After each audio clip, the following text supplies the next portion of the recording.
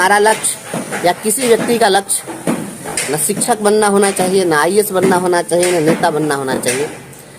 एक जिम्मेवार नागरिक बनना यह महत्वपूर्ण चीज़ है। हम भारत के एक जिम्मेवार नागरिक बने, देश के लिए अच्छा कुछ काम करें, समाज के लिए कुछ अच्छा कर जाएं, यह जीवन का उद्देश्य होना चाहिए। किसी पद पर पहुंचना कोई जीवन का नहीं, स्टूडेंट लाइफ में जब पढ़ाई करता है तो आदमी का कोई न कोई लक्ष्य होता है कि हमें ये बनना है। गांधी जी कौन लक्ष्य लेके चले थे और कौन लक्ष्य हासिल कर लिए, बताइए।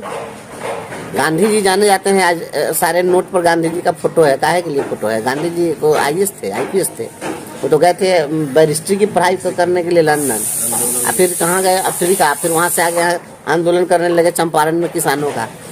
तो उद्देश्य यह नहीं है कि आपने कहाँ से डिग्री ली है, उद्देश्य यह नहीं कि आप किस बड़े पद पर पहुंचे हैं, आप समाज के कितना काम आ रहे हैं, जीवन का यह उद्देश्य होना चाहिए। हमारे जीवन का उद्देश्य यह है कि हम अधिक से अधिक लोगों के काम आ सके, अधिक से अधिक लोगों का दुख दर्द बांट सके। मेरे जीवन का लक्ष्य है। अच्छा सर, आप जब शिक्षा मित्र में बहाल हुए थे तो उस दौरान आपकी क्या परिस्थितियां लगी कि शिक्षकों के लिए आंदोलन के लिए कूद पड़े? क्या लगा? नहीं, तो हम तो कई बार बता चुके हैं इस चीज को। मैं शिक्षा मित्र के रूप में बहाल हुआ था तो सबसे पहले तो मैं उस समय MSc का स्टूडेंट था। 20 साल मेरी उम्र थी, तो हम तो बहुत कम उम्र में थे। और उस उम्र में जो है, जो किशोरावस्था होता है, उसमें कहा जाता है, B.Ed की ट्रेनिंग में हम लोग को बताया जाता था कि उस अवस्था में नस नस से ज्वार भाटे फूटते हैं। उस समय काफ़ी पोटेंशियल होता है व्यक्ति में, तो काफ़ी पोटेंशियल था। कोई भी चीज़ बहुत हम लोग हौसला हिम्मत से करते थे, लड़ते थे। जिस जीवटता के साथ, जिस बहादुरी के साथ हम लोग उस समय लड़ते थे, आज उतना पोटेंशियल नहीं है। फिर बात भविष्य में, आज जो है वह नहीं रहेगा। तो उस समय में हमने देखा कि जब मैं बहाल होकर आया तो देखा कि शिक्षा मित्रों की हाजिरी एक जगह नहीं बन रही थी। कई स्कूलों में शिक्षा मित्रों को बैठने के लिए शिक्षक का जो कमरा होता था वो उस शिक्षक सदन में बैठने नहीं देता था। उन लोगों को अलग बेंच डेस्क दे दिया गया था, उस पर लोग बैठते थे। यानी अजीब तरह की स्थिति थी। और अगर एक दिन नहीं आता 50 रुपया उनका वेतन कट जाता था, कोई छुट्टी नहीं थी, सभी त्रस्त थे, है ना। और मैं एक शिक्षक के दरवाजे पर, शिक्षा मित्र के दरवाजे पर मैं गया था, गर्मी का दिन था, और उनके बेटे ने जिद की कि मुझे आइसक्रीम खाना है। उस व्यक्ति के पास आइसक्रीम खरीद कर देने के लिए पैसे नहीं थे। तो मुझे बहुत अंदर से कचोट गया इस बात को कि भाई, एक आइसक्रीम खरीदने की हैसियत एक शिक्षा मित्र की नहीं है। मैंने सोचा कि नहीं, इसको इसके आर्थिक आज़ादी की लड़ाई लड़नी चाहिए। और तब मैं उस दिन से मैं लड़ा, क्योंकि उस समय में कोई जिम्मेवारी भी नहीं थी, शादी विवाह भी नहीं हुआ था, कोई पारिवारिक जवाबदेही नहीं थी। जो था केवल करने के लिए था, तो चिंता का कोई विषय मेरे लिए नहीं था। जो था वह हौसला था। आपको 1500 रुपया मिलता था, आपको बताते हैं, तो 1500 रुपया मिलता था। हम 3 गो ट्यूशन भी पढ़ाते थे उस समय। अच्छा, हम 3 गो ट्यूशन भी पढ़ाते थे, तो 1500 रुपया से काम नहीं चलता था। और भी चूँकि हमारा तो पहले से भी छात्र संगठन वगैरह चलाते रहते थे, लोगों का आना जाना सब लगा रहता था। तो हम और अपने शिक्षा के उद्देश्य भी कि हमेशा जुड़े रहें, तो हम पढ़ते भी थे, पढ़ाते भी थे। तो हम यहीं पर ट्यूशन पढ़ाते थे। शिवपुरी मोहल्ला में हम 3 परिवार में ट्यूशन पढ़ाते थे, जाके घर पर जाके ट्यूशन पढ़ाते थे। तो हम DAV के बच्चों को पढ़ाते रहे, तो हम पढ़ाते थे। पढ़ाई लिखाई से मेरा संबंध रहा सब दिन से। तो 1500 रुपया में किसी का काम तो नहीं चलने वाला था। उस समय भी मैंने एक पत्र लिखा था शिक्षा मंत्री जी को, और मैंने कहा था कि 1500 रुपया में परिवार कैसे बन चलेगा, उसका एक आप चार्ट बना के बता दीजिए कि इसमें कितना रुपया में खाना खा लेगा, कितना में दवाई ले लेगा, कितना में इलाज कर लेगा, कितना में स्वास्थ्य पर खर्चा करेगा। एक आप हमको चार्ट बना के दे दीजिए, मैनेजमेंट कम से कम सिखा दीजिए कि 1500 रुपया में कैसे लूजिएगा।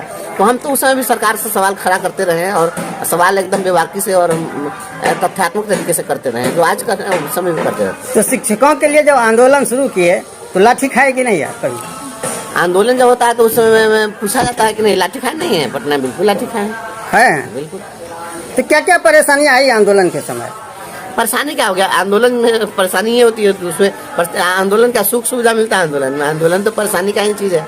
आंदोलन जो है, जब आपके पुरुषार्थ की परीक्षा होती है तो आंदोलन में लोग जाते हैं। उस समय आपके पुरुषार्थ की परीक्षा होती है, आप कितना लड़ सकते हैं, भिड़ सकते हैं।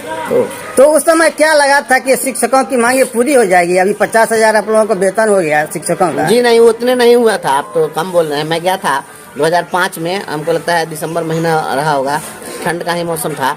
मैं बक्सर गया था, वहाँ पर धरना का कार्यक्रम था। और धरना के कार्यक्रम में हमारे एक साथी ने कहा था, आज के दिन मैं नाम नहीं जान रहा हूँ, तो आपका वीडियो वहाँ तक पहुँच जाएगा बक्सर के लोगों तक, तो फिर हमको मैसेज करेंगे कि सर हम ही बोले थे। वहाँ एक शिक्षक कोट उठ पढ़ने हुए थे, खूब एक स्मार्ट पर्सनालिटी के, और उन्होंने कहा कि आप चिंता नहीं करिए, आज हम 1500 रुपया वेतन पा रहे हैं। जो 150 रुपया पर लोग बहाल हुए थे, उस समय में उन लोगों को 15,000 मिल रहा था वेतन। नहीं, तो उन्होंने कहा कि जो 150 रुपया में बहाल हुआ था तो वो 15,000 पा रहा है, हम 1500 पर बहाल हुए हैं, तो हम 1.5 लाख रुपया लेकर के रिटायर होंगे। और व्यक्ति कहा था मुझे लगता है कि यह सत्य होगा। सत्य होगा, बिल्कुल होगा। लोग उम्मीद से लोग लड़े, ऐसा नहीं है कि सभी लोग निराश थे। कुछ लोगों को अपने सबके अपने अपने सोचने का तरीका है, काम करने का तरीका है। हम काम करते हैं तो हमें विश्वास होता है कि इस काम को करके हम सफलता प्राप्त करेंगे। तो हमको अपने ऊपर भरोसा होना चाहिए, दूसरे पर भरोसा नहीं। पहले अपना भरोसा होना चाहिए। अपना भरोसा हमारा था। चुनाव में भी लोग हमसे जितनी बात करते थे, आज के पहले अगर आप भी बात किए होंगे तो मैं जितना कहा उतना ही वोट आया है। हम जितना वोट हमने कहा उतना ही आया। हमारा जो कैलकुलेशन है वो जमीनी है, क्योंकि हम जितना काम करते हैं उतना पर हमको विश्वास है। बाहर दुनिया कौन क्या करते हैं उससे कोई मतलब नहीं है।